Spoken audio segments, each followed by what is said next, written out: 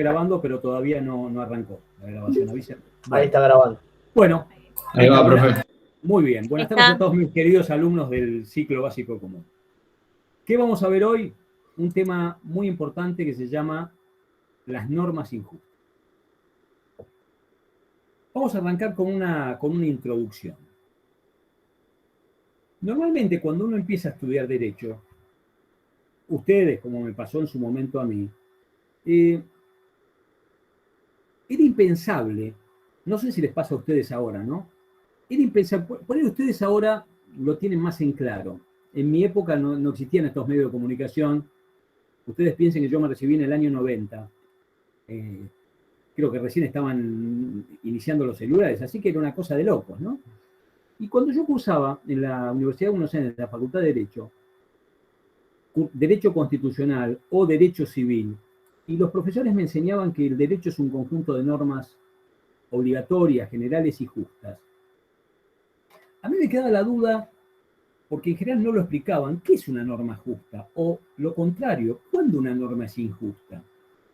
¿Y qué parámetros hay que tener en cuenta? Sobre todo el juez. ¿Qué tiene que tener en cuenta el juez para detectar las normas injustas? En definitiva les digo, adelantándome al final, que una norma injusta es una norma arbitraria, una norma irrazonable, y en definitiva, las normas injustas o arbitrarias o irrazonables son normas inconstitucionales, que son contrarias a la Constitución Nacional. Pero esto es el final de la película, ¿ok? Entonces yo me preguntaba, cuando estudiaba Derecho, ¿cómo puede ser que un gobierno elegido democráticamente por la gente dicte normas contrarias a la Constitución? Porque de eso se trata. Ya sabemos que un gobierno de facto, un gobierno dictatorial, un gobierno militar, se alza con toda la Constitución. Ya sabemos. Pero, ¿qué ocurre cuando un gobierno democrático elegido por la gente dicta normas contrarias a la Constitución? Entonces yo no entendía bien, ¿cómo puede ser? Si estos tipos fueron elegidos democráticamente, ¿cómo puede ser que dicten normas contrarias a la Constitución? Y yo pensaba en aquel momento, ¿son burros? ¿Son animalitos del Señor? ¿Lo hacen a propósito? ¿No están bien asesorados? Pero después uno pensaba, no, pero si cada diputado o senador tiene 8 o 9 asesores, y de los 8 o 9, 7 son abogados. Y entonces yo me preguntaba en aquel momento, ¿qué está fallando? Primera cosa, ¿no? Porque estamos hablando que las normas injustas no provienen de un gobierno dictatorial, ¿está claro? Provienen de un gobierno elegido democráticamente por la gente.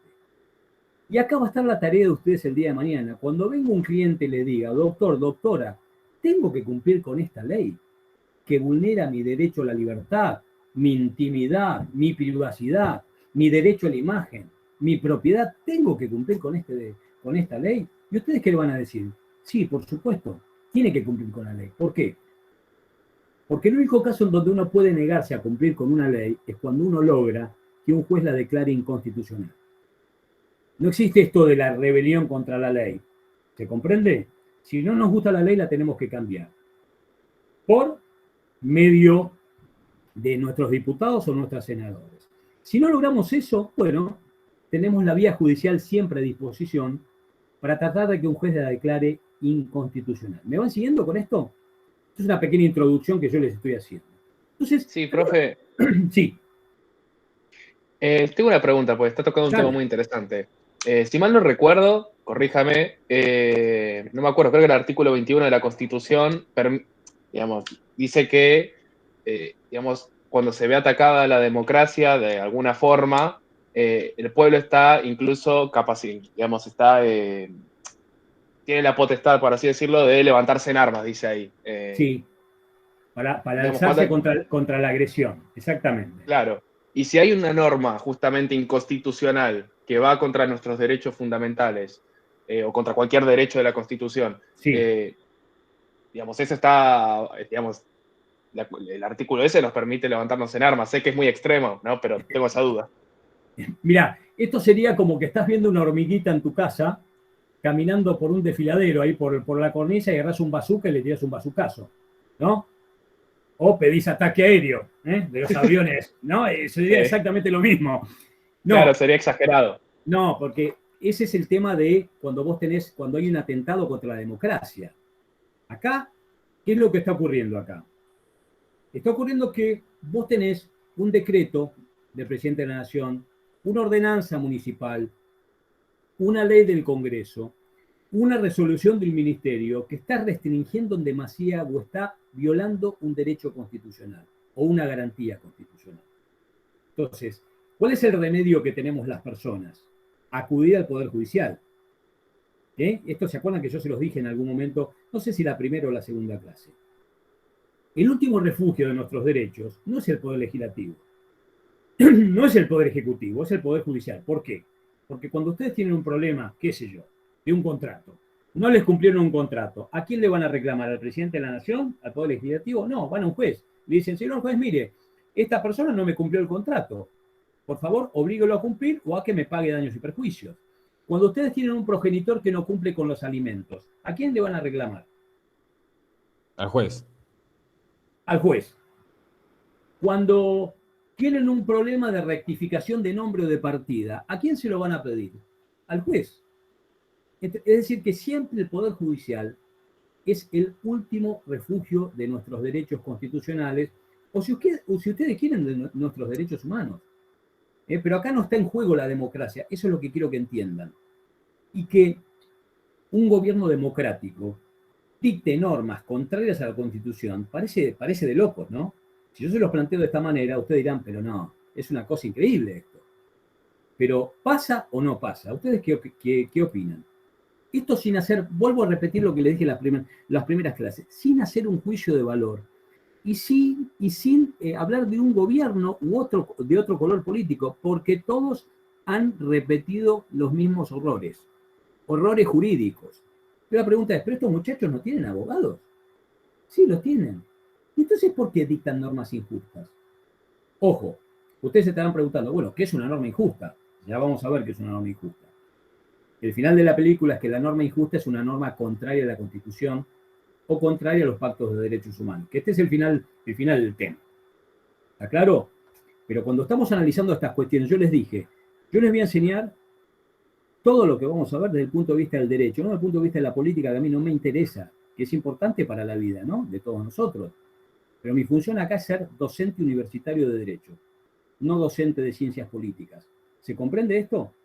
Entonces, ustedes como abogados, que van a tener que defender los intereses de un cliente el día de mañana y va a venir desesperado porque va a perder la casa, lo van a meter en cana, va a perderle el cuidado de su hijo o lo que ustedes quieran. ¿Qué le van a decir? Bueno, van a tener que estar preparados. Pero no para enfrentar un gobierno dictatorial, porque eso se acabó, gracias a Dios. Van a tener que estar preparados para atacar normas injustas que, graciosamente, van a provenir de un gobierno democrático, aunque parezca de loco. Por eso yo vuelvo a mis inicios, ¿no? Yo no entendía cómo puede ser que un gobierno democrático dicte normas contrarias a la Constitución. Es de loco. Y entonces va a la pregunta, ¿por qué pasa esto? ¿Qué les parece a ustedes? ¿Porque son burros?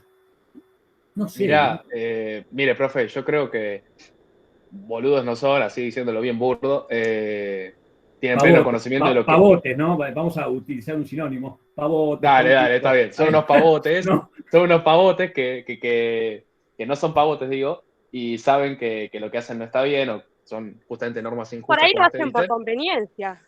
Exacto, es lo que iba a decir. Lo hacen a sabiendas de que está mal, pero lo hacen por algún beneficio que les pueda traer. Bien. Ahora fíjense algo que ustedes van a tener que conocer cuando ejerzan la profesión y defiendan los intereses de un cliente. ¿Cómo van a saber ustedes si una norma, por ejemplo, el artículo de un artículo específico del Código Civil es constitucional o no? ¿Dónde lo van a ir a buscar? ¿Cómo lo van a chequear ustedes? ¿A dónde lo van a buscar eso? ¿Código penal? No, por ejemplo, un artículo del Código Penal o un artículo del Código Civil, ¿cómo van a saber ustedes que ese artículo de cualquier ley es contrario a la Constitución? En la Constitución, revisando la Constitución. Claro. Ustedes se van a imaginar, muy bien. Usted va a decir, no, este artículo del Código Civil, los legisladores la tiraron a la segunda bandeja. utilizando un término futbolístico. El penal lo tiraron a la segunda bandeja, se equivocaron.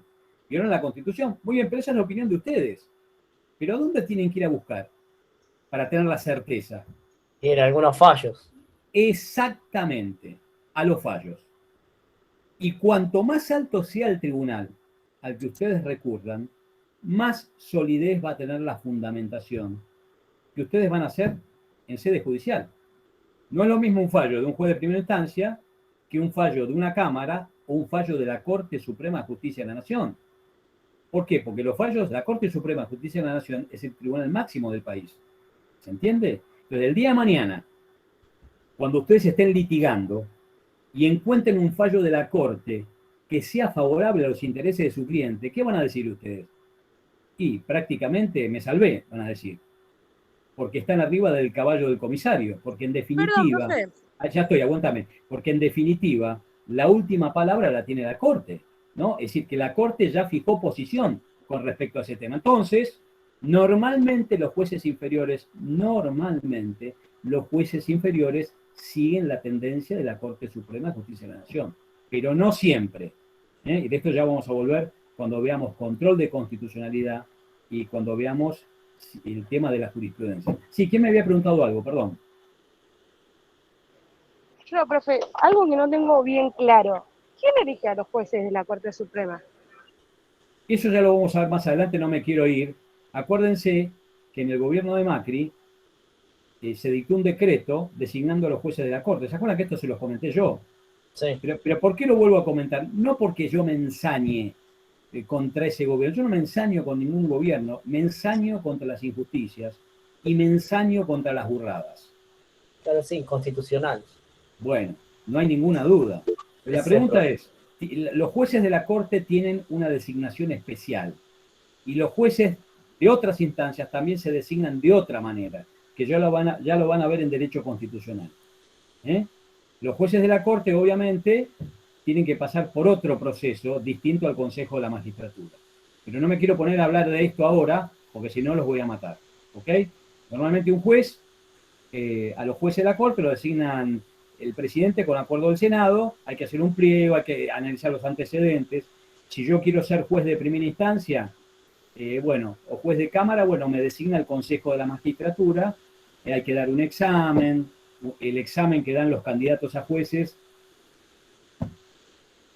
es una sentencia, básicamente, y un jurado que se designa por sorteo, un jurado de tres profesionales, 3 abogados o juristas, que son los que van a elaborar el caso y los que van a corregir. A mí me ha tocado participar en 2 casos como jurado de jueces, de aspirantes a jueces, uno en un caso de jueces federales penales y en otro en el caso de jueces civiles. Entonces, ¿uno qué hace ahí? Le pone una nota, 6, 7 u 8, uno no sabe a quién está corrigiendo porque son números. ¿Vieron? Esto para evitar el toque, por decirlo de alguna manera, ¿no? ¿El examen en qué consiste? En un caso práctico. ¿Y qué tiene que hacer el aspirante? Hacer una sentencia. Entonces se meten todos en un aula, 7, 8 horas, se llevan su laptop, su notebook, todos los libros, la jurisprudencia que quieran, eso tienen acceso pleno a los libros y tienen que hacer una sentencia. Entonces, ¿qué es lo que se evalúa ahí, en el informe? O cuando hacemos el informe. ¿Cómo han tratado el procedimiento que siguieron? Acá no importa 2 más 2, 4. Acá hay que ver la fundamentación y si conocen las normas aplicables. ¿Se entiende? Pues ahí se les coloca una nota, y después tienen la entrevista con los consejeros del Consejo de la Magistratura, que no necesariamente van a respetar las notas que ha puesto el jurado. ¿Se comprende esto? Esto se los digo para que sepan, pero es mucho más complejo, simplemente para que sepan cómo es el procedimiento.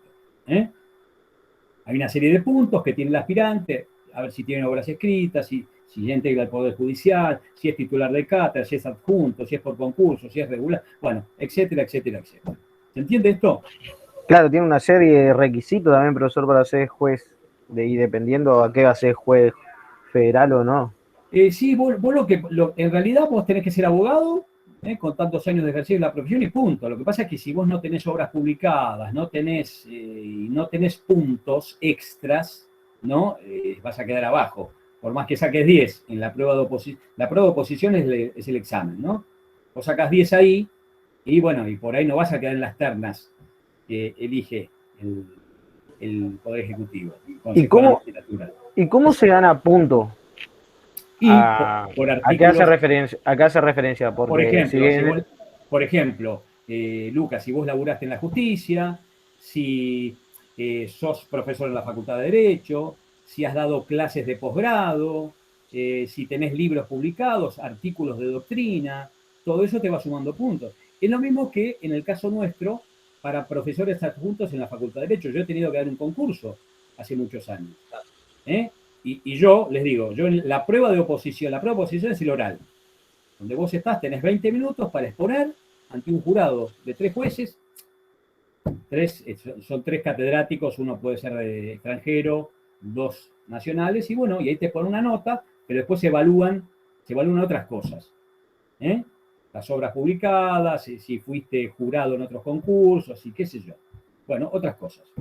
Yo, por ejemplo, la primera vez que di el concurso para ser adjunto de la Facultad de Derecho en la facultad, yo saqué 10 en la prueba de oposición, éramos 60. Esto no se los cuento para que digan, uy, mire, me saqué la medalla de oro. No, yo me saqué 10, de los 60, 3 sacamos 10, y terminé noveno con otros 5. ¿Me entiende lo que quiero decir? No terminé primero, terminé noveno. ¿Por qué? Porque no tenía los antecedentes necesarios. ¿Se comprende? Y está bien. Y eran 12 o 13 cargos, no me acuerdo. Creo que terminé agarrado del travesaño, pero feliz. Y después tuve que volver a revalidar el concurso hace 2 años. Tuve que volver a revalidar ese concurso, porque hay que revalidarlo cada 7 años.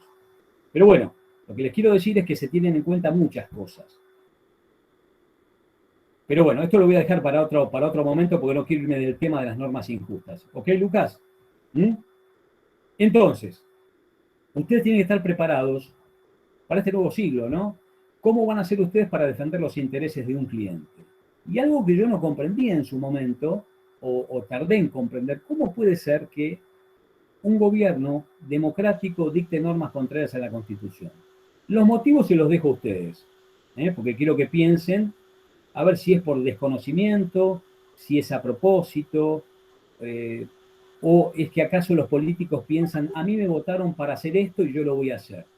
Lo que ocurre es que muchas veces los legisladores o los funcionarios públicos no entienden que la República Argentina es una república. Nuestro sistema de gobierno es representativo, republicano y federal, ¿no? ¿Qué significa que estamos en una república? Que muchos hablan y nadie entiende nada. Republicano significa que tenemos 3 poderes. Cada poder tiene una función distinta e independiente. Y además, que entre los 3 poderes se controlan entre sí. Cuando hay un juez chorro o coimero, ¿quién lo controla? Al juez chorro o coimero. Nadie. Sí. El legislativo. El legislativo. Sí, jury de enjuiciamiento, una patada en las pompis y afuera. Claro, pero para eso tienen que denunciar que... Sí, por supuesto, siempre, obviamente. No sé, a ver, todo vos lo tenés que probar, Lucas. Una cosa que quiero que entiendan en esta carrera que han iniciado. Acá no hay merecimiento moral, ni nos basamos en eslogans o frases. Lo que ustedes dicen lo tienen que probar en un expediente judicial. ¿Está claro? Es así de simple. Esto ya se los dije el primer día de clase. Es elemental. Si el abogado no logra probar lo que dice en su escrito de demanda o en su escrito de contestación de demanda, nada de lo que haya dicho existe para el juez. Para el juez únicamente existe lo que está en el expediente y lo que las partes lograron probar. ¿Está claro? Vieron que muchas veces se dice, por la gente que no está en el mundo del derecho, qué barbaridad, este juez no hizo lugar a la demanda de esta señora. Bueno, tal vez el abogado no logró probar lo que decía. Entonces, las medidas probatorias son fundamentales. Y el día de mañana, cuando ustedes tengan que iniciar una acción judicial, lo primero que tienen que hacer es ver si pueden lograr probar lo que van a decir. Claro, pero lo que pasa es que también hay tanta corrupción en la justicia como en la política de que a veces los jueces se protegen entre ellos mismos. Pero ¿sabes qué pasa? No es difícil controlarlos. Vicky, no, es más fácil, ¿Sabes por qué? Porque estamos los abogados ahí. Y vos tenés el Consejo de la Magistratura. Yo sé perfectamente que si vos sos juez y yo inicio una demanda ante un juzgado, te estoy controlando yo y además pongo en conocimiento del Consejo de la Magistratura. No es que es únicamente el otro poder. Los que somos perjudicados somos los abogados también. No, perdón, los abogados. En primer lugar están perjudicados las personas, los clientes. No sé, pero es raro de que se destituya, digamos, a algún juez sabiendo de que han cometido por ahí que algún caso de corrupción o de delito o algún fallo mal dictado y siempre quedan en sus puestos. Es muy difícil de que se vea de que hayan destituido a algún juez. Hay muchos destituidos, Vicky, hay muchos destituidos.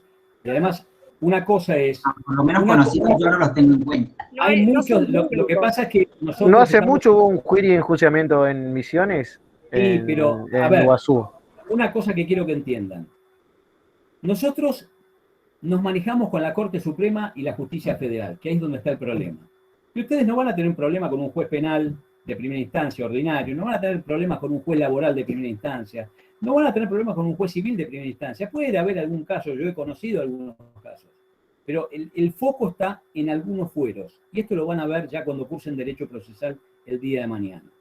Es mucho más fácil controlar al Poder Judicial que a los otros poderes, no tengan ninguna duda.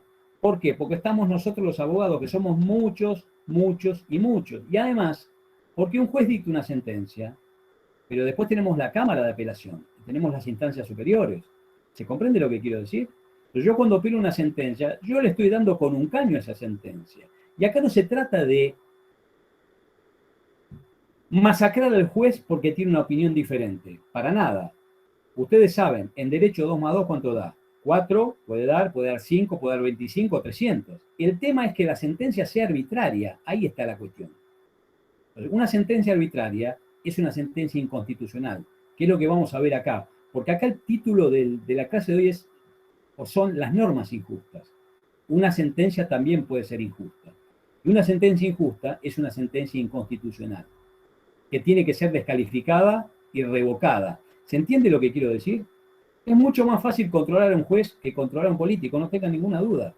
Porque lo controlamos nosotros los abogados. Y después les voy a contar algunos casos personales, que les pueden servir o ayudar a ustedes cuando tengan el día de mañana que defender los intereses de un cliente. Pero no tengan preconceptos. Primero estudien, cultívense y después ustedes solitos van a formar su propia opinión. Porque no sirve tirar la bomba, decir todos así. Miren que yo estoy laburando hace tantos años en esto. Y pateé tribunales como loco, ¿no? Es decir, conozco varios fueros, conozco los juzgados, algunos juzgados son un desastre y otros son excelentes. Y uno diría, ¿cómo puede ser si son la misma cantidad de personal? Bueno, esto ya lo vamos a ir hablando más adelante. Lo que te diría, Vicky, es, los abogados, te diría que somos el primer control de los juzgados, aunque te parezca mentira. Y aunque nosotros no seamos nada, ¿no? Porque somos simples profesionales que defendemos los intereses de las personas. Pero vuelvo a repetir. Bueno, ahora cuando me reciba la abogada, lo voy a controlar a 2 manos. Es que lo vas a hacer, Vicky, lo vas a hacer.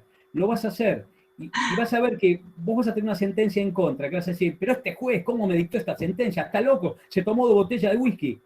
Pero es una opinión. No, porque la gente hoy en día descree demasiado en la justicia. ¿Cómo? Sí, es en Que general. la sociedad en general está descreyendo mucho de la justicia, así como de la política, porque está todo muy empeñado, muy sucio. Claro, pero mi función, como les dije en las primeras clases, es, yo les voy a enseñar, pero desde el punto de vista jurídico. Y les voy a dar las herramientas para que ustedes puedan seguir un camino, porque a veces uno dice, los juicios, ¿cómo tardan? ¿No? Esto sí, los juicios son eternos. Pero ¿saben por qué son eternos a veces los juicios? ¿Por culpa de quién? Nuestra, de los abogados. Y esto no lo dice nadie. ¿Y por qué los juicios tardan tanto por culpa nuestra? Y porque nosotros presentamos un escrito por semana o por mes. Si uno estuviese encima del expediente 3 veces por semana, yo les puedo asegurar que los expedientes terminarían en 1 año o en 6 meses. Lo que ocurre es que no pasa eso. Es más fácil, los jueces tienen la culpa. Pero yo debo decir que no es así. En la mayoría de los casos. En otros casos sí, por supuesto. Pero hay que ponerles nombre y apellido o identificar al juzgado. El juzgado que es un desastre, se los dije yo. Pero muchas veces la culpa es nuestra. Y el gran problema que tenemos nosotros los argentinos, que siempre la culpa la tienen los demás. Nosotros no tenemos la culpa de nada. ¿Se comprende esto? Nosotros no hicimos nada. No, la culpa la tienen los yanquis, la tienen los rusos, la tienen los chinos. La culpa la tienen los alienígenas. Que nos sembraron el caos en la República Argentina. No, la culpa la tenemos nosotros, muchachos. Es así, es muy sencillo. Esto es como cuando la gente le echa la culpa a los demás de los males propios. No. Entonces hay que saber aceptar la responsabilidad, primero. Bueno, vuelvo, que me fui, desbarranqué, me caí por la barranca, ayúdenme, ¿dónde estaba? Esa es una pregunta, pero... Lucas me había preguntado, ¿no? O Vicky, no me acuerdo que me había preguntado. Bueno, sigo. Estamos con el tema de las normas injustas. Entonces, ustedes se van a preguntar después, o se van a contestar esta pregunta. ¿Por qué en un gobierno democrático se dictan normas injustas? Que en definitiva, repito, la norma injusta es la norma inconstitucional. Pero ese es el final de la película al que ya vamos a llegar. Respecto de este tema, de las normas injustas, hay una cosa que es elemental. ¿Por qué yo lo traigo a colación? Y para mí es uno de los temas más importantes de la carrera. Porque si uno toma la definición que del derecho dan los autores clásicos, y muy famosos y muy importantes, uno advierte rápidamente que todos ellos colocan en el final de la definición que las normas deben ser justas o las normas deben apuntar al valor justicia. Por ejemplo, Jorge Joaquín Llambías, autor excepcional que murió hace muchos años, él decía que el derecho es el orden social justo, el orden o el ordenamiento social justo. Pero no explicaba qué es esto de justo. Otro autor clásico, Guillermo Borda, sostenía que el derecho objetivo o el derecho es el conjunto de normas jurídicas dictadas por el Estado con carácter general, obligatorio y en función de justicia. Acá tenemos el tema de la justicia también colocado al final de la definición. Otro autor extraordinario, Manuel Arauz Castex, él decía, tal vez con una definición un poquito más complicada para ustedes, pero él decía básicamente que el derecho es la coexistencia humana normativamente pensada en función de justicia. Básicamente, ¿cuál es la aplicación de esta definición? El derecho impone un sistema de normas. ¿Para qué? Para regular la conducta de los hombres en sociedad. Y obviamente esas normas deben ser obligatorias y ser justas. Esta sería la explicación de Arauz Castex, de Manuel Arauz Castex. Pero básicamente, fíjense que todos los autores apuntaban a esto. Las normas deben ser justas. Pero el problema es que ninguno de estos autores se dedicó a explicar qué quisieron decir con que las normas deben ser justas, porque parecería una expresión de deseos. Y uno se preguntará, che, ¿cuál es una norma justa? ¿La que dicta un Dios? Y ahí tal vez sería justa. Pero no tenemos esa suerte, porque las normas son dictadas por los hombres. Y recuerden que el derecho es una ciencia social, hecha por los hombres para los hombres. Y al ser una ciencia social, es una ciencia imperfecta, que tiene defectos. ¿Está claro? Nosotros, las personas de carne y hueso, tenemos defectos. Si no, seríamos un pueblo de Dios. Entonces, esos defectos que tenemos las personas muchas veces se trasladan a las normas jurídicas. En derecho argentino, este tema no es nuevo, ¿no? Es un tema que viene siendo tratado ya por el derecho francés, el derecho alemán, el derecho italiano, los romanos, el derecho romano, que es el origen de todo el sistema continental, europeo y latinoamericano, ¿no? Nuestro derecho es derecho romano puro. Fíjense que los romanos decían, la famosa definición del jurista Celso, el derecho es el arte de lo bueno y de lo equitativo, decía este jurista, ¿no? El arte de lo bueno y de lo equitativo. Y también tenía una definición para lo que era la justicia. Más allá de que hay distintos tipos de justicia, es conocida ya la definición de Justiniano, famoso emperador romano, y que fue el que recopiló todas las normas romanas y gracias a él llegaron hasta nuestros días, ¿no? Se decía que la justicia era la perpetua voluntad de dar a cada uno lo suyo. Definición del derecho romano. La perpetua voluntad de dar a cada uno lo suyo. Pero la pregunta es, ¿qué es lo que le corresponde a cada uno? ¿Todos deben recibir lo mismo? ¿O lo que recibe cada uno está en base al mérito o a la igualdad de oportunidades? ¿Se entiende mi pregunta acá? Porque esto obviamente los romanos no lo explicaron. Y hoy cuando se habla de las normas justas o injustas, bueno, obviamente tampoco. Si yo les digo a ustedes, chicos, ¿les gusta pagar impuestos? ¿Qué me van a decir? Que esto ya creo que lo charlamos la clase pasada. No. No quiero, pero es justo. Claro, pero es necesario. No quiero. Ahora, ¿es justo que en una sociedad se paguen impuestos? Y sí. ¿Qué es lo que cambió en la pregunta? ¿Te gusta? O sea, lo que decís es el acto. Vos preguntaste si nos gusta el acto de pagar el impuesto, pero vos después, la segunda pregunta fue el acto más el fin de ese acto. Entonces, bueno, como agregás el fin, eso puede cambiar. Bueno, muy bien, muy bien, muy bien esa observación. Ahora, fíjense una cosa. Siempre va a pasar que a algunos una ley nos va a encantar y a otros van a denostar o a detestar esa ley. ¿Entiende esto? Y esto tiene que ver con un criterio subjetivo. ¿Me gusta o no me gusta? A algunos le gusta el pollo, a otros le gusta la lechuga. Unos son veganos, otros son carnívoros, ¿no?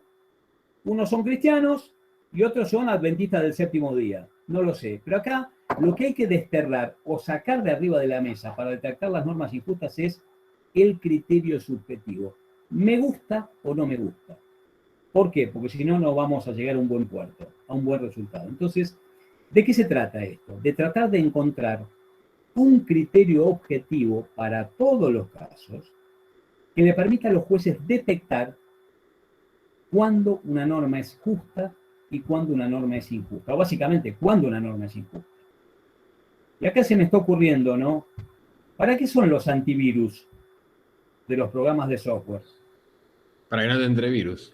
Para que no te entren virus. Bueno, entonces yo les diría, hay que tratar de encontrar un antivirus objetivo que le permita a los jueces detectar pequeños virus que pueden atacar la supremacía constitucional. O si ustedes quieren, y utilizando otra metáfora... Estaría buenísimo eso, profe. Estaría buenísimo eso. Sería bueno, pero utilizando otra metáfora. ¿Vieron eso? Esas personas que les encanta buscar cosas antiguas, ya sea en el mar o en tierra, y usan los detectores de metales? Incluso hay muchos que tienen canales de YouTube también, ¿no? Encuentran monedas, balas. Bueno, entonces, ¿de qué se trata esto? De tratar de encontrar en la Constitución Nacional un detector, no de metales, de normas injustas. ¿Y saben qué? Lo tenemos ese detector. Ese antivirus lo tenemos. Y lo tenemos de manera objetiva para evitar el tratamiento subjetivo. ¿Me gusta o no me gusta? Eso tiene que quedar completamente desterrado de la cuestión. Alguno de ustedes se estará preguntando, bueno, ¿y cómo hacemos para detectar una norma injusta? Vamos por partes, como dijo Jack el Destripador. Despacito, no nos adelantemos. ¿Se va entendiendo hasta acá o no? ¿Sí? Clarísimo. Sí, profe. ¿Seguro? ¿Alguna duda, consulta, inquietud?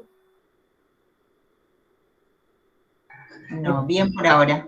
Bueno, porque es un tema complicadito. Esto es medio filosófico también. Así que por eso les pido, y que si no entienden, me paran automáticamente. Muy bien. En nuestro país, digamos que ha habido dos corrientes doctrinarias. Cuando yo hablo de corriente doctrinaria, me refiero a dos corrientes de pensamiento. ¿Pero pensamiento de quién? ¿De los que estudian biología, ciencias exactas? No, corriente de pensamiento de los juristas, que han tenido posiciones distintas respecto de las normas injustas. Y yo he colocado arbitrariamente porque yo lo he considerado así, otros podrán poner otros autores. He colocado un autor como exponente de una doctrina y otro autor como exponente de otra doctrina. La primera doctrina sostiene, hoy en la República Argentina, sostenía y sostiene que ante una norma injusta, los jueces no tienen otro camino que aplicarla tal cual está. Si el juez considera que la norma es injusta, la tiene que aplicar sí o sí. ¿A quién coloco como exponente de esta teoría? Un famoso autor argentino que se llamó, que murió hace muchos años, Alfredo Orgaz, con Z final. Alfredo Orgaz, un autor del que ya van a escuchar hablar en la Facultad de Derecho, que ha sido presidente de la Corte Suprema de Justicia de la Nación, por eso la trascendencia, ¿no? ¿Y Orgaz qué decía respecto de esto? Orgaz decía que los jueces son servidores de la ley, son ministros de la ley, y que ningún juez puede dejar de aplicar una ley dictada por el otro poder argumentando que la ley es injusta. ¿Y por qué decía esto? Porque, sostenía el autor, que si un juez dejase de aplicar una ley bajo el pretexto de que es injusta, estaría usurpando facultades de otro poder, estaría asumiendo facultades legislativas que la Constitución le prohíbe. Es decir, el único que puede cambiar la ley es el mismo órgano que la dictó.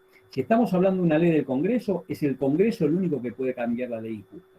Si estamos hablando de un decreto del presidente de la Nación, es el presidente de la Nación el único que puede cambiar ese decreto. Nunca el Poder Judicial. Profe. Sí, aguantame un segundito, porque los jueces son servidores y ministros de la ley. Y ya estoy con vos, ¿eh? Para Orgaz, de los valores o de los principios fundamentales de nuestra sociedad, él consideraba que el más importante era el valor seguridad jurídica, o el principio de seguridad jurídica. No sé si ustedes entienden lo que es la seguridad jurídica. Muchas veces se ha dicho que en la República Argentina o en tal país no existe seguridad jurídica. No sé si oyeron hablar, es algo muy común, ¿eh? ¿Qué es la seguridad jurídica como valor, como principio? Bueno, ¿qué implica la seguridad jurídica? Que las normas sean conocidas de antemano por la ciudadanía. ¿Para qué? Para que nosotros podamos acomodar nuestras conductas a esas normas y podamos cumplir con ellas. Y no que las normas cambien todos los días. ¿Dónde no hay seguridad jurídica? Cuando las reglas del juego cambian continuamente. Entonces, ¿qué ocurre cuando pasa eso? No podemos acomodar nuestras conductas a los nuevos cambios. Si yo les pregunto a ustedes, discúlpenme de nuevo con el término futbolero, ¿cuánto tiene una cancha de fútbol de largo, más o menos? 100 metros. 100 metros, pónganle. Bueno, 107. a los 2 meses modificamos la regla, dentro de 2 meses modificamos la regla y decimos, no, la cancha tiene 70 metros. A los 3 meses decimos, no se juega más con 11, se juega con 9. Y a los 5 meses decimos, no va a haber 2 tiempos de 45, va a haber 2 tiempos de 15. Y se juega sin offside. ¿Qué está pasando ahí? Estamos cambiando las reglas de juego continuamente. ¿Y eso qué afecta? ¿A quién afecta ese cambio de reglas de juego? Ojo que es una barbaridad lo que les estoy diciendo, pero es para que lo entiendan. A los jugadores. A los jugadores y a quiénes más. A los árbitros. A la sociedad. A la sociedad. A los hinchas. A los hinchas y a los técnicos. Imagínense, un técnico planifica un partido con 11 jugadores y al mes ya es con 9. Y a los 2 meses sin offside. ¿Se comprende esto? Es una locura. No hacemos a tiempo de acomodar nuestras conductas a las nuevas reglas de juego. Entonces, ya estoy con vos. Entonces, si yo tengo una ley que dice que para realizar tal contrato tengo que cumplir con tales normas, y yo cumplo con esas normas, no puede el Congreso al año o a los 6 meses volver a cambiarme las reglas de juego y decir, no, muchachos, lo que ustedes hicieron está mal. Tienen que hacerlo por la nueva normativa. Porque eso aniquila lo que se denominan los derechos adquiridos. No pueden cambiar las reglas de juego todos los días, con tantas resoluciones. Pero, por eso para Orgaz, este principio de seguridad jurídica, que las reglas se mantengan, que sean conocidas, y de esa manera que la sociedad pueda acomodar sus conductas a esas reglas de juego, era fundamental. Para Orgaz era más importante este valor seguridad jurídica que el otro valor que está en juego, que es el valor justicia. Ahora sí. ¿Alguien No, había...? Sí. Iba a decir que entonces viviríamos con miedo si no hay seguridad jurídica. Lo que pasa es que es peligroso la falta de seguridad jurídica. Es muy peligroso porque vos no sabés a qué atenerte. Vos cumplís con una ley hoy y mañana te cambian las reglas del juego. ¿Qué haces? Estaría condenada por lo que hice en el pasado. No lo tomes en ese sentido. Ya vamos a ver el tema de qué ocurre cuando la ley entra en vigencia, se aplica hacia el futuro, se aplica hacia el pasado. ¿Qué es esto del efecto inmediato, efecto retroactivo? Este es otro tema. La cuestión es, yo para realizar un contrato hoy, ¿qué tuve que hacer? Cumplir con todas las normas que están vigentes hoy, ¿correcto? ¿Sí? Cumplí con todo. Pero resulta que a los 6 meses me cambian las reglas del juego y el Estado me dice, no, usted tiene que volver a cumplir con estas reglas. Es como el tipo que se casó por un régimen y ahora le dice, no, ahora te tenés que casar por el otro régimen. ¿Se comprende lo que quiero decir? Está bien que las leyes no duran por siempre. Esto está claro. Nadie tiene derecho a la inmutabilidad de las leyes, que las leyes no cambien. Claro que no. El tema es, lo peligroso está en que las leyes cambian demasiado rápido y con mucha frecuencia. Y cuando yo hablo de leyes, no hablo únicamente de leyes del Congreso. Hablo de decretos, ordenanzas municipales, resoluciones de los ministerios, circulares del Banco Central, tema que ya vamos a abordar cuando veamos la ley como fuente del derecho. Uno cree que la ley es la del Congreso. No, esas son las menos en número. Creo que vamos por 27.800. Hay millones y millones y millones de las otras leyes que son tan o más obligatorias que las leyes del Congreso y que uno no sabe, que la gente común no tiene ni idea. ¿Se entiende esto? Había un alumno que me quería hacer una pregunta, que perdónenme que quería No, terminar. yo quería decirle que ahora sabiendo que ningún juez puede dejar de aplicar una ley, es más fácil responder porque un gobierno democrático dicta normas inconstitucionales. Oja, Chelo, está bien, Chelo, pero ojo que esta es la posición de Orgaz. 2 más Ok. 2, 5. Ahora vamos a ver la otra posición, 2 más 2, 22. Después ustedes sigan la posición que quieran. Mi función acá es exponerles básicamente cuáles son las dos posiciones que hay. ¿Se entiende esto? Después ustedes van a estudiar, ahí van a tener el material que yo les voy a mandar, los fundamentos de cada posición, elijan la que quieran. A mí no me interesa. ¿Quieren ir por un lado? Van por un lado. ¿Quieren ir por el otro? Van por el otro. Eso sí, me lo fundamentan. Guitarrita conmigo no, ¿me escucharon? La cancioncita no, me lo fundamentan. Ustedes son cirujanos jurídicos a partir de que empezaron a cursar conmigo. ¿Está claro? Tienen que fundamentar. Si ustedes no fundamentan el día de mañana, el cliente pierde el juicio. Y si el cliente pierde el juicio, ustedes se pueden comer un juicio de responsabilidad civil por haber defendido mal a un cliente. ¿Se entiende? ¿Se entiende lo que les quiero decir? Así que ojo con esto. Hay varias corrientes, pero lo importante es que ustedes fundamenten lo que digan. ¿Sí? Ahora vamos a la segunda corriente. ¿Alguna otra pregunta hasta acá? ¿Vamos bien o es complicado esto? Sí, una. Ahora bien. Adelante, Dayana. Sí. Cuando dijo que los gobiernos democráticos dictan leyes injustas, Sí. por ahí el hecho de que, ponele por ejemplo que Argentina adquirió deuda externa, al adquirir deuda, es como que ese banco no te exige que dictes leyes injustas también, o no tiene nada que ver. A ver, no te estoy entendiendo, Dayana, vamos de nuevo. Vos decís la deuda que toma la Argentina, que es histórica, ¿no? Nosotros vivimos tomando deuda de todos lados. Claro, y quizás una de las exigencias que tienen al yo prestarte X dinero, te exijo que dictes una ley injusta. Más allá de que tengan asesores que digan si es injusta o no, si se hacen los tontos antes de dictarlas. Mirá, ¿Y la deuda no tiene que estar aprobada por el Congreso antes de tomarla? ¿O la puede tomar un presidente así deliberadamente?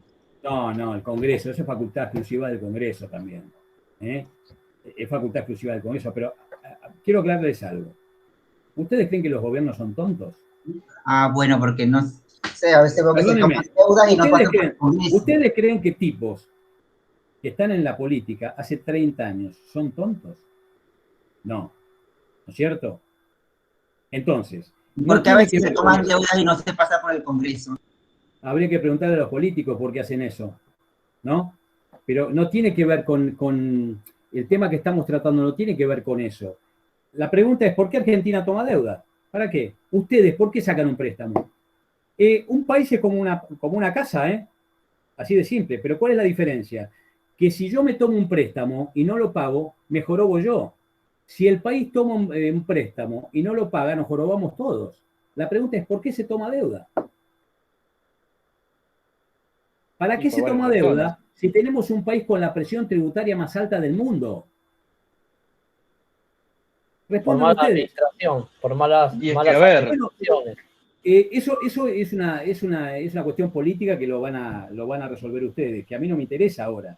El tema es, acá Dayana me preguntaba el tema de la deuda. No tiene que ver con la deuda. El tema de las leyes injustas no tiene que ver, no es que la Argentina somos bebés de pecho, que no sabemos nada y que nos dejamos sojuzgar por el imperio. No, por eso yo preguntaba, capaz que era una burrada y no tiene nada que ver. No, acá no hay burradas, Dayana, no hay burradas. Todas las porque dudas. El término sería las famosas recetas, si mal no me equivoco, de la secundaria, pero quizás no tiene nada que ver, por eso preguntaba. Miren, lo que pasa es que hay que desmitificar las cosas que por ahí nos enseñan, ¿no?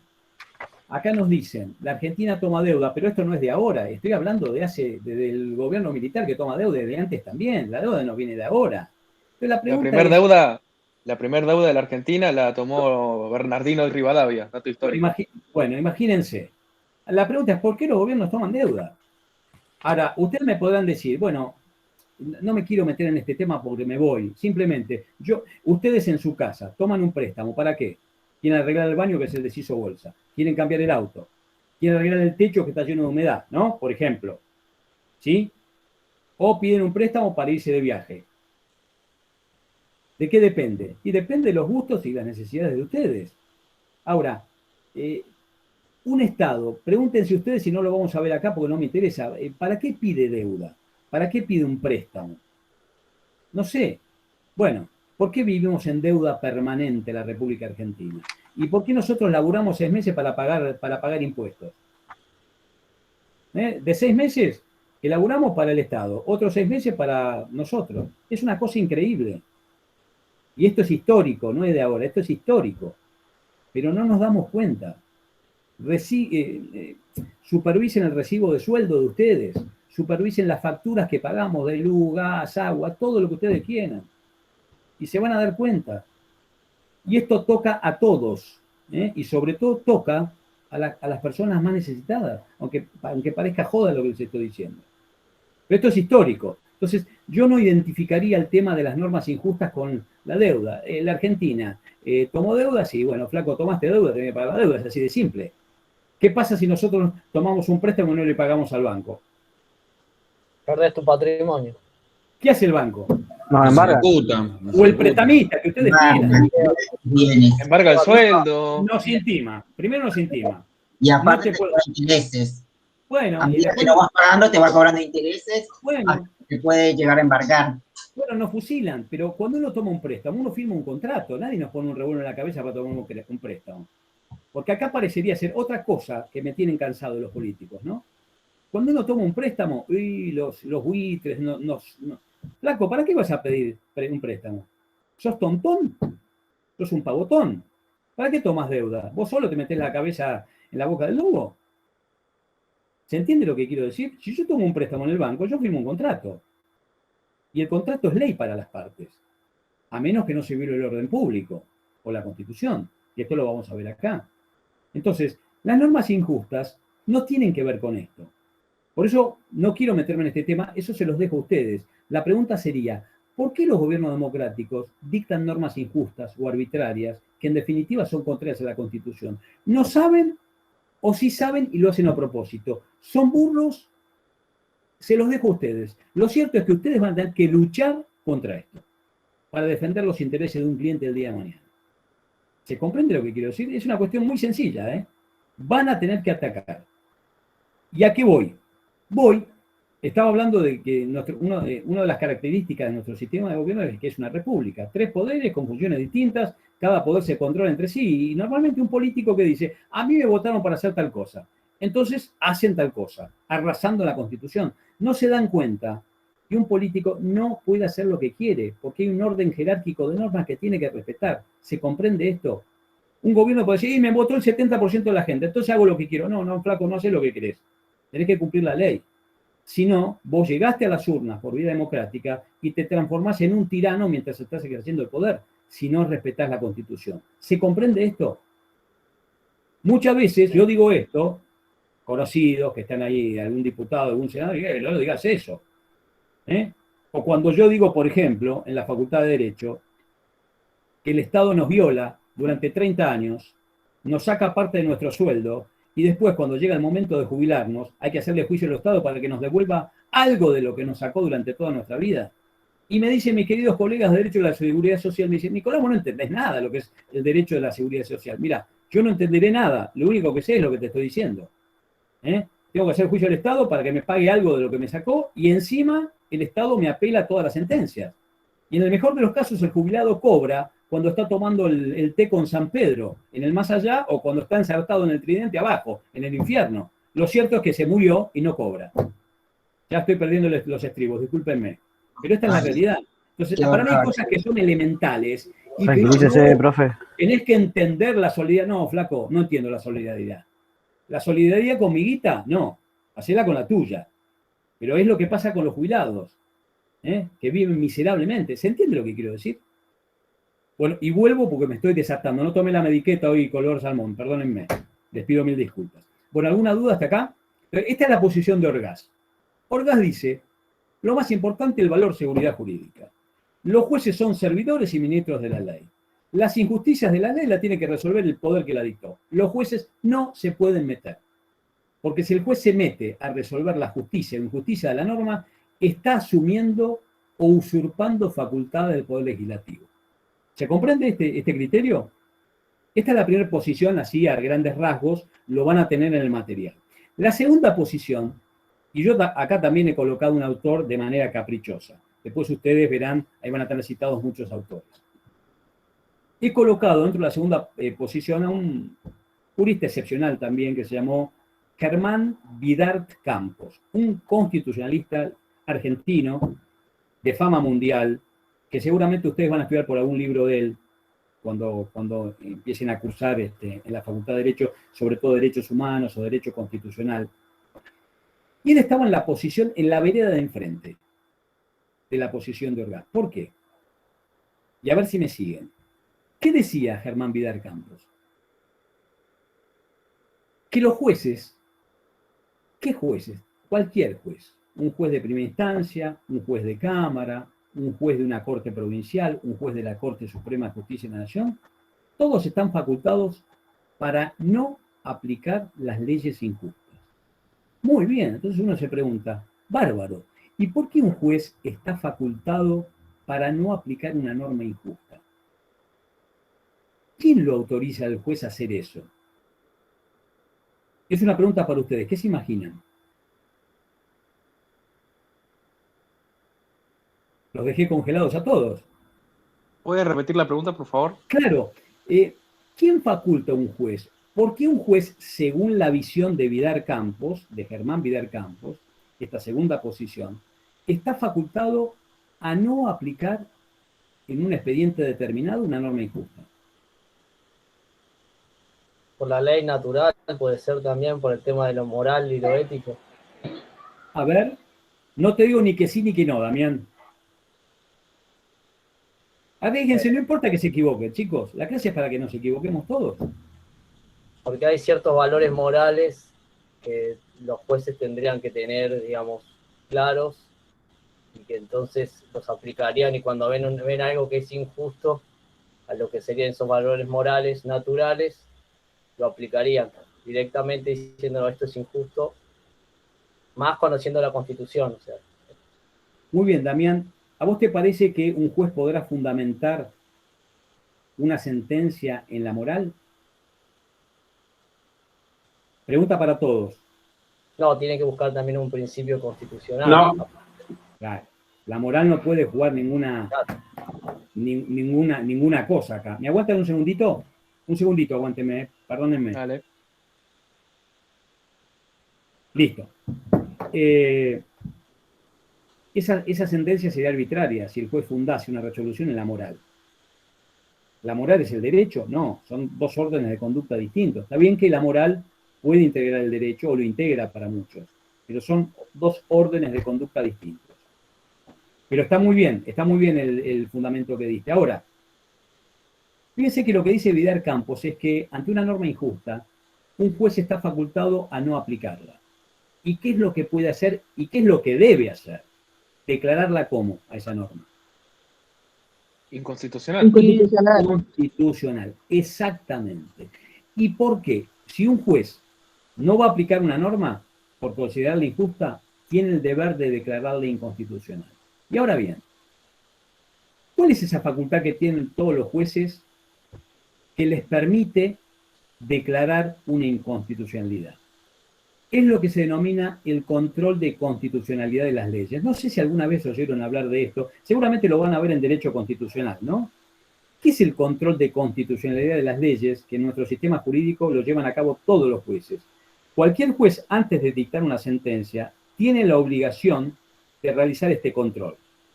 ¿Y qué es para un juez realizar un control constitucional o de constitucionalidad? Tiene que comparar la norma que tiene que aplicar en el expediente Juan contra Pedro. ¿Con qué la compara? Por ejemplo, un artículo del Código Civil y Comercial. Con normas superiores, puede ser. Exactamente, muy bien. Con las normas superiores. En este caso podría comparar el artículo tal del Código Civil y Comercial con la Constitución Nacional. Lo compara. Compara ese artículo con la Constitución. Si el juez llega a la conclusión de que esa norma inferior es contraria a la norma superior, ¿cuál es el único camino que le queda? La justicia. Declararla inconstitucional. ¿Por qué? Porque en nuestro sistema, como en todos los países, hay un sistema jerárquico de normas, donde las normas superiores condicionan las inferiores. Si yo les pregunto a ustedes, ¿cuál es la norma superior hoy en la República Argentina? Seas agresiva con el chabón que te lleva bien. ¿Cuál es la ley de las leyes en la República Argentina hoy? La Constitución Nacional. Los pactos. Muy bien, la Constitución Nacional y los 14 tratados de derechos humanos que tienen jerarquía constitucional. Esos están arriba, en el tope. En un segundo escalón tenemos otros tratados. En un tercer escalón, esto ya lo vamos a ver, en un tercer escalón tenemos las leyes nacionales que dicta el Congreso. Y en un cuarto escalón los decretos del Poder Ejecutivo. Pero nunca un juez puede darle mayor valor a un decreto del Poder Ejecutivo por sobre una ley, o a una ley por sobre la Constitución. ¿Se comprende esto? Pero la obligación del juez, cuando hay una contradicción entre una norma inferior y una norma superior, es darle mayor valor o preeminencia a la norma superior y, en consecuencia, declarar la inconstitucionalidad de una norma inferior. ¿Esto se entiende? Entonces, ¿esto es lo que se llama? ¿Cómo se llama este sistema o esta facultad que tienen los jueces? Control de constitucionalidad de las leyes. ¿Se entiende esto o no? Lo van a tener en el material igual. Entonces, Vidar Campos, ¿qué dice? Es obligación de los jueces administrar o impartir justicia y además controlar la constitucionalidad de las leyes. Por eso, los jueces están facultados para no aplicar las normas injustas, pues en definitiva, la norma injusta es aquella norma contraria a la Constitución, ¿correcto? Pero en definitiva, este control de constitucionalidad que tienen en sus manos todos los jueces, les aclaro, desde el último juez perdido en un pueblito del norte o del sur, hasta los jueces de la Corte Suprema de Justicia de la Nación. Este control lo hacen todos los jueces, no únicamente los jueces de tribunales superiores. Por eso se dice que el control de constitucionalidad en la Argentina no está concentrado en un órgano superior, es difuso, lo puede hacer cualquier juez. Esto también creo que lo van a tener en el material. Y en definitiva, este control de constitucionalidad tiende a proteger otro principio elemental de la Constitución Nacional, que hoy está contemplado en el artículo 31 y en el artículo 75, incisos 22 y 23. ¿Cómo se llama ese principio? Principio de supremacía constitucional. No sé si oyeron hablar alguna vez de esto. Supongo que sí. Sí. Bueno, ¿en qué consiste este principio de supremacía constitucional? Que hay un orden jerárquico de normas, como les dije hace un ratito, en nuestro país, donde las normas superiores condicionan a las normas inferiores. Nunca un juez puede darle mayor valor o mayor preeminencia a una norma inferior por sobre la norma superior. Esto igual lo vamos a ver en el tema completo cuando veamos la ley como fuente del derecho, ahí vamos a ver la jerarquía de las normas en nuestro país. Básicamente el artículo 31 de la Constitución, que sigue la misma redacción que antes de la reforma constitucional del 94, dice: esta Constitución, las leyes que en su consecuencia se dicten y los tratados con las potencias extranjeras son la ley suprema de la nación. En realidad esto era antes del año 94. Saben que en el 94 se reformó la Constitución, ¿verdad? Bueno, este sistema cambió completamente. Perdió vigencia, pero después se los voy a explicar. Ahora el verdadero sistema de supremacía está contenido en el artículo 75, inciso 22. Entonces, fíjense que para Vidar Campos, los jueces están facultados a no aplicar las leyes injustas y a declararlas inconstitucionales. ¿Por qué? Porque para este autor, el valor justicia tiene mayor importancia que el otro valor que defendía Orgaz. ¿Cuál era el otro valor que defendía Orgaz? En la primera posición. Seguridad jurídica. Seguridad jurídica. No es que el valor seguridad jurídica no fuese importante para Vidar Campos. Todo lo contrario. Lo que ocurre es que cuando hay un choque, un conflicto entre dos valores o entre dos derechos, el juez indefectiblemente tiene que proteger a uno de ellos, no puede proteger a los dos. Pero Vidar Campos, ¿qué decía? Ante el choque, en estos casos, de valor seguridad jurídica y de valor justicia, Vidar Campos le daba preeminencia o mayor importancia al valor justicia. ¿Se entiende esto? No es que no fuese importante el valor seguridad, Siempre tengan en cuenta que en un juicio X hay un conflicto entre dos personas o entre dos derechos. Bueno, el juez tiene que resolver a favor de uno o de otro. No puede resolver a favor de los dos. ¿Se entiende? Entonces, siempre un derecho es sacrificado en pos de otro derecho. ¿Mm? Como que la prioridad de la justicia, digamos. ¿Y qué derecho es el que va a triunfar? Eso lo va a decidir el juez. Si yo les pregunto a ustedes, chicos, ¿cuál es el derecho humano más importante que existe? ¿A la vida? Bueno, eso es lo primero que uno Derecho a la diría, vida. Pablo. Eso es lo primero que uno diría. Sin embargo, ¿qué te dicen los autores que saben de derecho constitucional y de derechos humanos? Y los tribunales internacionales. Todos los derechos humanos tienen la misma jerarquía. Tienen el mismo nivel jerárquico, el derecho a la educación que la libertad religiosa, el derecho a la vida que el derecho a la propiedad. Y uno dirá, pues si estamos tomando un café en un bar, y sí, la vida es más importante, sin la vida no existen los demás. Pero ¿por qué será que los autores dicen que todos los derechos humanos tienen la misma jerarquía? Para evitar conflictos en los casos concretos. ¿Qué pasaría, por ejemplo, si un juez en un caso concreto le dice mayor valor a la libertad por sobre la vida? ¿Qué diríamos del juez? Uy, el juez no respetó la prioridad del derecho a la vida. ¿No? Es que depende del caso concreto. ¿Qué pasa cuando una mujer tiene que interrumpir un embarazo? ¿Cuál es el conflicto ahí? Vamos al La caso vida. concreto, la vida del nasciturus o de por nacer y el derecho a seguir o no adelante con el embarazo de la mujer. ¿Qué sé yo? El derecho a la privacidad, a la intimidad, todo lo que ustedes quieran. Este tema ya lo vamos a ver en particular cuando veamos persona acá, ¿no? Un tema muy importante. Entonces ahí el juez decide, bueno, le da la razón a la mujer, pero se pierde una vida. Y esto no es interpretativo, porque lo dice el código. La persona humana comienza su existencia con la concepción, artículo 19. ¿Se entiende? Pero ahí el juez le dio preeminencia a la libertad de la madre, de la mujer, por sobre la vida. Y entonces, ¿que lo vamos a colgar al juez en la Plaza de Mayo? No, porque todos los derechos humanos tienen la misma jerarquía. Por eso para nosotros, en una charla de café podemos decir, y obviamente, como dijiste vos, Pablo, yo coincido, y la vida, sin la vida no existen los otros dos derechos. Pero en nuestro sistema judicial, todos los derechos humanos tienen la misma jerarquía, precisamente por esto. Para evitar prioridad de rangos. Y cuando hay un conflicto entre los derechos, ¿cómo se resuelve? Bueno, lo resuelve el juez en cada caso concreto. ¿Se entiende? Esto es muy importante que lo tengan en cuenta para el futuro también. ¿Sí o no? Entonces, profe, una Sí. consulta. Entonces la ley de aborto está mal. ¿No se ha podido modificar esto con la ley de aborto o no se puede modificar? A ver, vamos por partes, como dijo Jack. ¿Quién me había preguntado primero? Ya estoy, Yo. Vicky. Ay, ¿cómo era tu nombre? Perdóname, que no te veo acá con el reflejo. Tiziano. Tiziano, decime. Sí. Entonces, repitiendo un poco lo que vos dijiste, profe, si ponele que se chocan unos, ¿no? Uno a la vida y otro derecho, Sí. Es a interpretación del juez, entonces. Por supuesto, claro. Claro. Porque si nosotros dijésemos a priori, Tiziano, la vida es el derecho humano fundamental, nunca un juez podría darle mayor valor a otro derecho por sobre la vida. Porque quedaría expuesto. Pero lo cierto Vicky, ¿qué pasa? ¿Qué pasa? No, disculpen. No.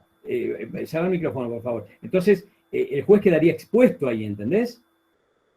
Entonces, todos los autores de derecho constitucional, ya estoy, y los autores de derechos humanos te dicen, todo, y la Corte Suprema de Justicia de la Nación, todos los derechos humanos tienen la misma jerarquía.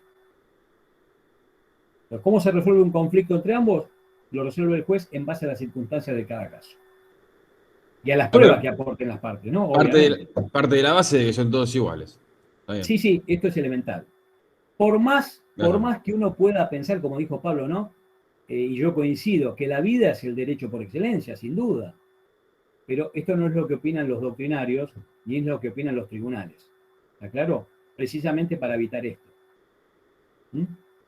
Gracias, profe. No, por favor. ¿Alguna otra duda hasta acá? Mi pregunta es que entonces la ley de aborto es inconstitucional. Eso depende de para quién lo mire, Vicky. Depende. Porque ahora, si usted dice que la ley dice en la Constitución de que, o sea, desde el concebimiento, digamos, es una vida que para mí, o sea, no sé, yo tengo otro punto de vista. Yo pienso que la vida es, ¿me entiendes? Cuando ya nace el bebé, qué sé yo, cuando tiene más de, ¿qué te digo? O sea, yo no sé, para mí un bebé, no sé, al menos puede ser, o sea, no es un bebé todavía, no tiene bueno, pero Vicky, escúchame. el cerebro todavía. Escúchame, Nada. esto ya lo vamos a ver. Lo vamos a ver. Quédense tranquilos y tranquilas, que esto les aseguro que lo vamos a ver en profundidad. Acá, una bolilla de personas que a mí me encanta. Además, les aclaro, escribí 3 artículos sobre personas. 3. Así que, y obviamente yo no impongo mi pensamiento, para nada. Pero yo les voy a dar material de ambas campanas. Y después ustedes van a elegir. Acá, más allá, primero, antes de interpretar, lo que tenemos que ver es qué dicen las normas. Las normas internas y las normas internacionales. Y después vamos a ver qué distintas interpretaciones le podemos dar a la cuestión. Por eso yo digo, el artículo 19 está tal cual. La persona humana comienza su existencia con la concepción. Ahora, ¿es lo mismo la persona humana que la vida humana? ¿O son cosas distintas? ¿Cómo juega la ley del aborto respecto del artículo 19 de la Constitución, perdón, del Código Civil y Comercial? ¿Cómo juega la ley de aborto respecto... Ya estoy, aguántame, Pablito. ¿Cómo juega la ley de aborto respecto de la Convención de Derechos del Niño y respecto del artículo 4 del Pacto de San José de Costa Rica? ¿No? Eso les aseguro que lo vamos a ver en profundidad y vamos a ver todas las vertientes. Y sobre todo, vamos a ver un fallo muy importante de la Corte Interamericana de Derechos Humanos del año 2012, que ya tuvo oportunidad de expedirse con respecto a esto. Y vamos a ver cómo juegan las sentencias de la Corte Interamericana de Derechos Humanos, que es un órgano de control de los derechos humanos a nivel americano, en la República Argentina. Es decir, si las sentencias de este tribunal americano son obligatorias o no para todos los países americanos. Pero esto ya lo vamos a ver más adelante. No me quiero meter ahora, pero es un tema apasionante. Decime, Pablito, perdóname. No, mi consulta era cuándo se vuelve una persona jurídica, porque usted habló de una persona o un ser humano comienza a partir de la concepción, pero una persona jurídica, ¿cuándo tengo ese amparo jurídico? No sé si se entiende la pregunta. Sí, me estás metiendo en el barro. No quiero ir al barro, Pablito. Lo dejamos para más adelante entonces. No me pidas, perdón. A ver. Vida humana y persona humana. Vida humana y persona humana. No, es que no me quiero meter en el tema, pero no puedo dejarlos en el camino. Vida humana y persona humana para muchos es lo mismo. No hay diferencia entre la vida biológica, unión de... Persona jurídica. La persona jurídica es otra cosa. Es una sociedad, es una fundación, es una asociación. Lo que yo dije es que algunos autores hacen la distinción entre vida humana, vida biológica, unión del componente genético masculino y femenino, y el sujeto de derecho, la persona desde el punto de vista jurídico. ¿A qué se llama persona desde el punto de vista jurídico? A ese ente que puede adquirir derechos y puede contraer obligaciones. Y ese ente puede ser o una persona por nacer o una persona jurídica. Porque hasta ahora hay dos tipos. O sea, independientemente del lugar donde se encuentre. Me refiero, ¿en el interior de otra persona o fuera de esa persona? No me quiero meter. Sí, obviamente, si vos tenés... Vamos, no voy a dar mi opinión ahora, ni voy a meter en el tema, pero el artículo 19 del Código Nuevo, ¿qué te dice? La persona humana comienza su existencia con la concepción. Pero no dice en el seno materno, dice con la concepción. Y la pregunta es, ¿la concepción dónde se logra? Bueno, o en el laboratorio o de manera natural. No hay otra posibilidad todavía. ¿Sí? Y el viejo artículo 70 del Código que se derogó en 2015 decía, desde la concepción en el seno materno comienza la existencia de las personas. Y desde ese momento ya pueden adquirir algunos derechos como si ya hubiesen nacido. Y les dejo un planteo, así los enloquezco la cabeza, que me encanta. Una persona por nacer, no tiene nada que ver con normas injustas, ¿no? Pero bueno, una persona por nacer, ¿puede iniciar un juicio de alimentos contra el progenitor? Parece que sí. No. Jóvenes argentinos y latinoamericanos, nos vemos la clase que viene. Con un ADN de por medio. No tiene sí. conciencia todavía, no tiene conciencia. Piensen lo que les estoy preguntando. Obviamente no va a salir del útero materno y va a ir a tribunales a iniciar la demanda, ¿no? Los derechos los va a ejercer la madre en representación. Claro. ¿Está claro? Sí. Sí, Sí, un se mayor puede. de edad siempre tiene que ser un tutor o mayor de edad, claro. Bueno, jóvenes argentinos, doy por terminada la clase, váyanse con la duda y seguimos la clase que viene. Les mando un abrazo grande y cualquier duda, consulta o inquietud, me las dejan. Acuérdense, Muchas gracias. como dicen los youtubers, ¿no? Suscríbanse, un like, no dislike, denme 2 meses. Si a un gobierno le damos 2 años de garantía, bueno, llevamos un un año millón por de lo menos. suscriptores. ¿Eh? Un gran abrazo para todos. Chao, profe. Hasta luego. Chao, profe. Hasta Un luego. abrazo. Hasta luego. Chao, profe. Chao. Hasta luego. Chao, profe. Hasta luego.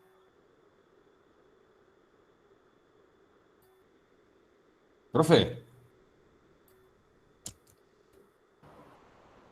Una